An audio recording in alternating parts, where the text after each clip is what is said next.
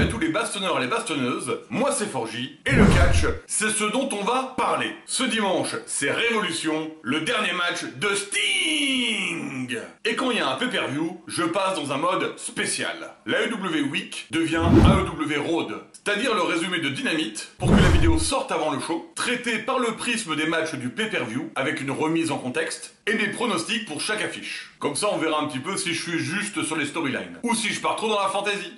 En avant pour la route de Révolution, une occasion de se mettre à jour avant l'événement. N'hésitez pas à regarder la vidéo en entier et à commenter.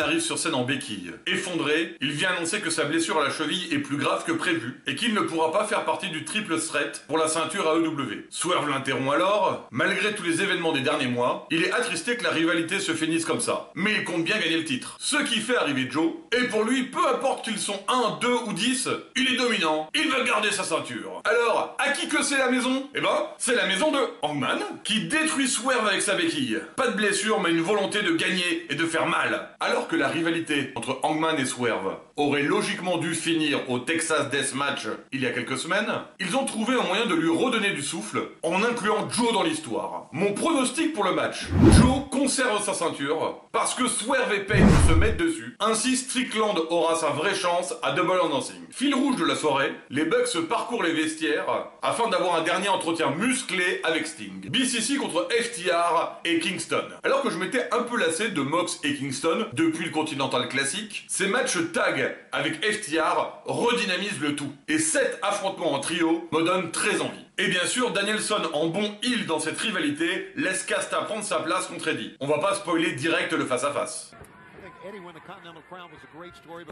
Voici un exemple concret de comment faire de la lutte à sa racine la plus pure et pourtant rendre le spectacle intéressant.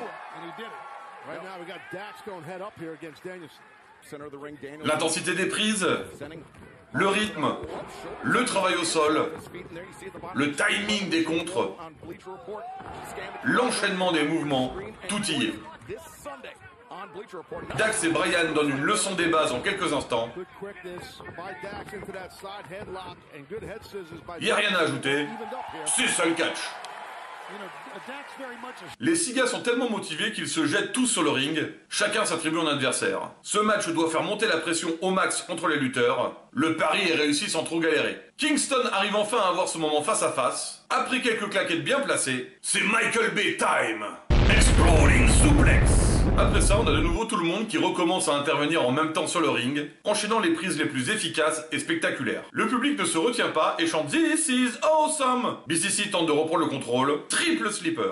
Après plusieurs renversements, c'est de nouveau Danielson contre Eddie. Ce qui est très drôle, c'est que bien que la foule soit totalement à Kingston, dès que Bryan fait son yes, tout le monde chante avec lui. Bryan gagne le match en endormant son adversaire. Maintenant, n'oublions pas que Kingston a battu l'intégralité du BCC pendant le Continental Classic, ou dans les semaines environ. Et il est invaincu face à Bryan sur les derniers mois. Mes pronostics. Pour le Danielson-Kingston, même si personnellement j'aimerais bien que Bryan gagne quelques titres d'ici la fin de son année épique, je pense qu'Eddie va finir la rivalité sur une victoire décisive qui, par stipulation en plus, oblige Bryan à lui serrer la main et lui donner du respect. Pour ce qui est du BCC FTR, franchement, c'est du 50-50. Les matchs de collision de dynamite qu'ils ont menés sur les dernières semaines étaient tous fantastiques, que ça soit en solo ou en tag. Alors, je pencherai pour FTR, parce que je sens que ce pay-per-view va plutôt soutenir les babyface. Mais on verra bien. Là, j'ai pas vraiment un avis tranché. Ospreay est officiellement All Elite.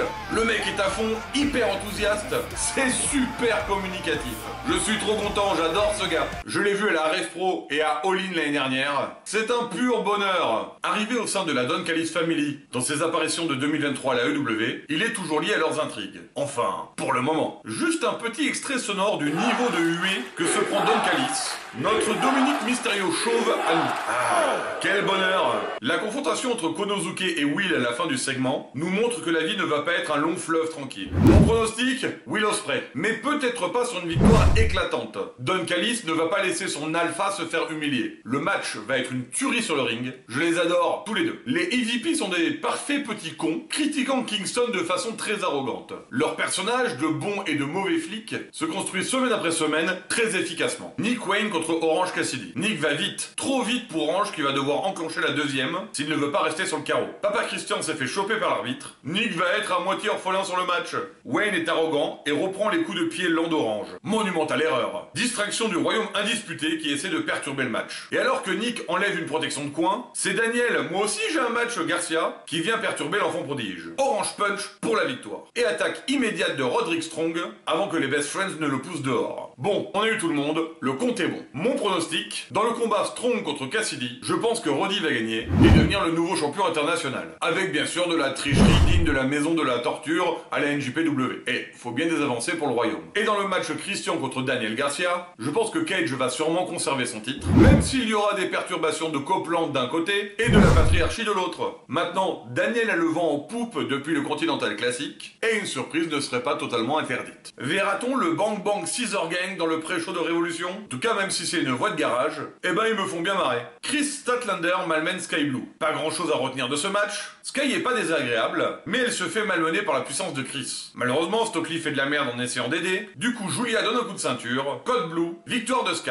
On a par contre eu un petit face-à-face entre Willow et Julia Hart, qui pourrait bien être un match du pré-show. Mon pronostic, si jamais il y a un match contre Willow Nightingale, eh bien je pense qu'elle va gagner, parce que j'ai envie, tiens. Moi j'aime bien Willow. Mais si c'est contre Chris Statlander, alors je pense que Julia va conserver. Bon, et sinon, le combat féminin qui est vraiment annoncé, c'est Timeless Toni Storm contre sa meilleure amie de tatouage de cheville, la grande technicienne Diona Purrazzo. Et mon pronostic, victoire de la Virtuosa. Je pense que l'idée est de faire bouger les choses dans la division féminine avant Big Business et l'arrivée peut-être éventuellement d'une certaine Mercedes Moné. On continue avec les Bucks qui entrent dans le vestiaire de Sting, enfin. Mais ils ne retrouvent que des battes suspendues qui leur annoncent un peu la couleur. Chris Jericho contre Atlantis Junior. Atlantis Senior est un des mentors de Chris de l'époque où il était au Mexique à la CMLL. Il affronte donc son fils aujourd'hui afin de lui rendre l'appareil. Lionheart part direct à l'action, pas de respect de début de match. Il plante ses walls à la première occasion, il ne compte pas le ménager. Il tente même de lui enlever son masque. Et ça plaît pas à Papa Atlantis. Mais Junior n'est pas le champion poids léger de la CMLL pour rien et nous montre ses capacités dans les airs. Et oui, lui aussi, c'est un Mexicain volant. Le rythme du match est un peu lent, presque un peu pâteau par moment, mais Atlantis fait de très belles choses sur le ring et arrive à reprendre mon attention. Jericho nous montre un magnifique American Rana, preuve de ses années d'expérience. C'est finalement avec ses walls qu'il en finit. Et bien entendu, grande marque de respect après le combat, le but était de présenter au monde Atlantis Junior. Jericho sera dans un combat spectacle à élimination successive, donnant une chance pour le titre AEW, avec 7 autres catcheurs. On a déjà Wardlow, Hook, Hobbs, Archer, Cage. À Rampage, on saura si c'est Magnus ou Matt Sydal, et à Collision, si c'est Penta, Dante Martin ou Brian Kiss. Mon pronostic, Wardlow, c'est l'occasion, s'ils veulent être cohérents avec la storyline du royaume indisputé. Ceci dit, c'est pas forcément mon favori personnel, moi j'irais plutôt du côté de Penta, mais bon là c'est très subjectif. Allez, let's go Wardlow. Les EVP, les Young Bucks arrivent enfin sur le ring. Leur objectif n'a pas changé, faire partir tous les vieux à la retraite, et Sting est le premier de la liste. Alors que les masques de l'Icon sont partout dans le public, Darby attaque. Mais les Bucks sont en surnombre sur Aline et déclenchent leur EVP Trigger qui met au tapis Darby. Ils appellent ensuite Flair qui a choisi au final de rester du côté de Sting. Et se prend donc un coup dans les joyeuses. Les Bucks lui font regretter très vite son allégeance. Les Jackson sont en place, Sting ne leur échappera pas. Oh yes! Old School Sting! Il descend comme son moment iconique de la WCW. Finalement, ce sont les Bucks qui sont en place pour une surprise.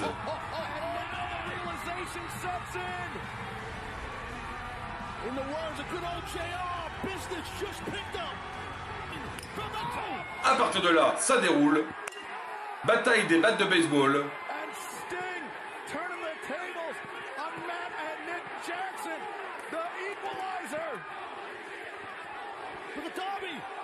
Et bien sûr, coffin drop de Darby Allin. Allez, emballé, c'est pesé.